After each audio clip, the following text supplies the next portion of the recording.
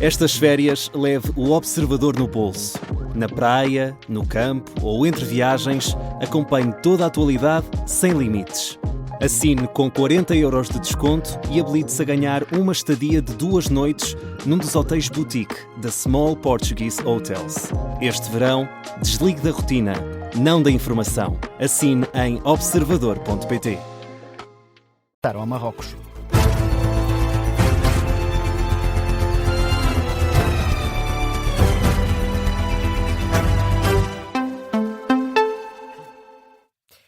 Jornal das 8, com a edição do Miguel Viterbo Dias. E Miguel, o Ministro da Educação, garante que todos os alunos da primeira fase vão poder candidatar-se ao ensino superior em igualdade de circunstâncias. Uma garantia deixada por Fernando Alexandre na Comissão Permanente da Assembleia da República para debater os problemas com os exames nacionais. Uma sessão que Martim Madeira começou com o Ministro a garantir que quer responder a todas as dúvidas da oposição. Na minha vida pessoal e na minha vida profissional, nunca virei costas a problemas complexos ou desafios exigentes. Foi o rap deixado por Fernando Alexandre no regresso ao Parlamento para responder aos partidos da oposição. Na intervenção inicial, o Ministro da Educação explica que praticamente todas as provas da segunda fase estão corrigidas. Ao início da tarde, estavam já classificadas 97% das respostas das cerca das 90 mil provas realizadas na segunda fase. A disrupção começou cedo, com o Chega a indicar que Fernando Alexandre não queria responder às perguntas. O PSD procurou evitar que o Sr. Ministro respondesse a perguntas e viesse apenas a este Parlamento fazer uma intervenção política, coisa que podia fazer em qualquer local fora daqui. Uma intervenção que levou um despique ao Presidente da Assembleia. Mais tarde, o foco de André Ventura mudou, desta vez para o Ministro da Administração Interna. Querem proteger o Ministro Luís Neves, mesmo que isso signifique tirar para a fogueira o Ministro Fernando Alexandre. Quero, por isso, deixar ao país uma garantia. Contra tudo e contra todos, a Comissão de Inquérito avançará. Ainda à direita, a Iniciativa Liberal, pela voz de Angelique Teresa, manteve a rota inicialmente designada e queria ver respondidas certas perguntas. Foi enganado ou deixou-se enganar? Ou deixou que o PRR o atirasse para esta situação? Já à esquerda, o PS deixa duras críticas. Porfírio Silva explica que os socialistas não são contra a reforma no ensino. Nós não somos contra reformas. Somos contra a imprudência e a impreparação para implementar. E do Bloco, Fábio Figueiredo dá cognomes a Fernando Alexandre. O senhor Ministro deve ter imaginado na história como Fernando o digitalizador. Mas a história de Portugal lá tem as suas ironias.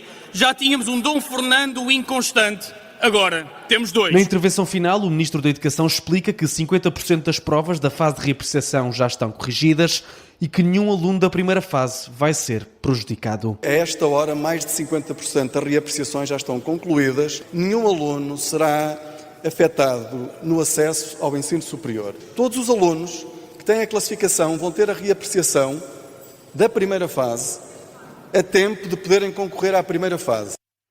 Fernando Alexandre, na audição da Comissão Permanente da Assembleia da República, num trabalho do jornalista Martim Madeira, que esteve a acompanhar a sessão no Parlamento, sobre o problema dos exames nacionais. Ainda na intervenção final, o Ministro anunciou uma comissão independente para analisar este processo depois da época especial de exames.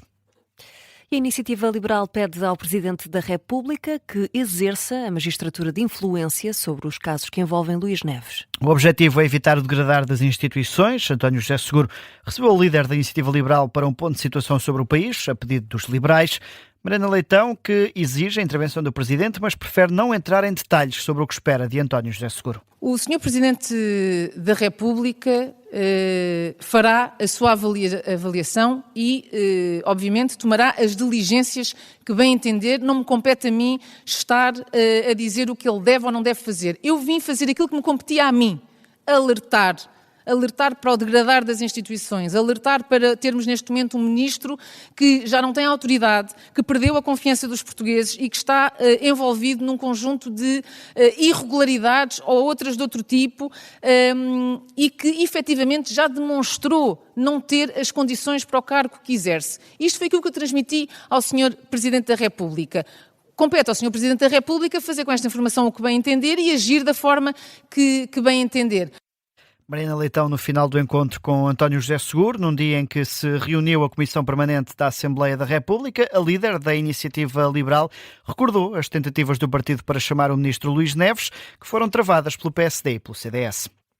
PS e PSD estão de acordo. As empresas donas das redes sociais devem ser responsabilizadas por permitir a disseminação de conteúdos falsos. Ainda assim, apesar de já existir uma regulamentação nesse sentido, admitem que é difícil fazer a fiscalização desse tipo de conteúdos. Debate esta tarde, na tarde política da Rádio Observador, à boleia do caso de Ceuta, com Paulo Lopes Marcelo, deputado do PSD, a ser um dos convidados e a dizer que a manipulação da verdade nas redes sociais é um tema que deve ser debatido. O deputado diz que não há uma autoridade global que faça a fiscalização das publicações, mas pede uma resposta mais rápida das plataformas. Nos próximos meses e anos poderá haver fenómenos deste género, de guerra híbrida, onde são espalhados conteúdos falsos no espaço digital com objetivos de manipular ou fronteiras ou eleições e, portanto, nós temos de ter mecanismos de verificação e de resposta em tempo útil. Não podemos esperar anos pelas decisões de aplicação de coimas e depois pelas decisões dos tribunais. Tem de haver uma resposta muito mais rápida. O PSD tem em curso um projeto que vai apresentar na Assembleia da República para regulamentar as redes sociais protegendo as crianças. Projeto que, pelo menos na generalidade, terá a aprovação do Partido Socialista, como explica o deputado Pedro Vaz. Haverá sempre alguns detalhes a aprimorar, mas nesta matéria, pelo menos com o Partido Socialista, e o PSD sabe disso, haverá um parceiro no sentido de rapidamente termos uma legislação que consiga, de certa forma, dar resposta aos problemas que o Paulo Marcelo já identificou.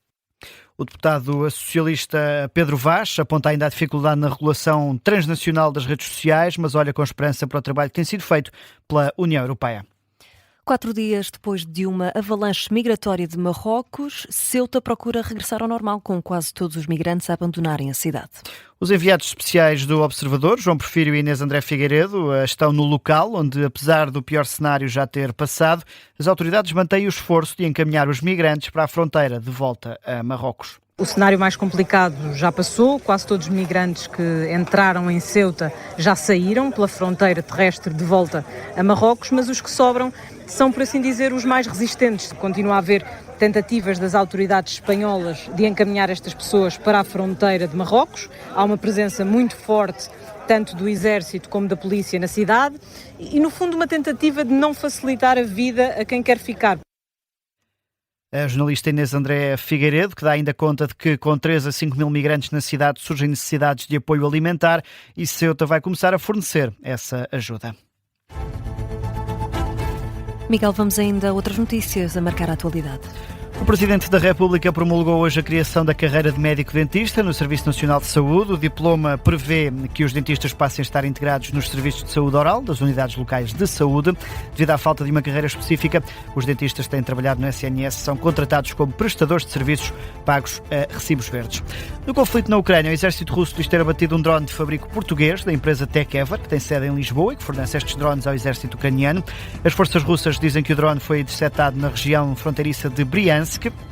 Esta notícia, avançada pela agência TASS, cita declarações de um responsável militar russo que diz que o batalhão ficou surpreendido porque nunca tinha visto um aparelho assim, com a estrutura da cauda e asa diferentes.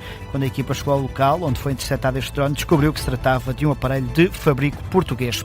A partir de sábado, a Proteção Civil passa a ter de planear o resgate de animais em situações de emergência. Em causa está uma alteração da Lei de Bases da Proteção Civil. As câmaras municipais têm de passar a planear soluções de emergência que abranjam busca, salvamento e a prestação de socorro animal em situações de catástrofe ou acidente. Com isto, a Direção-Geral de Alimentação e Veterinária junta-se à composição das Comissões Distritais de Proteção Civil, também a partir de sábado. Miguel Viterbo Dias com o Jornal das 8.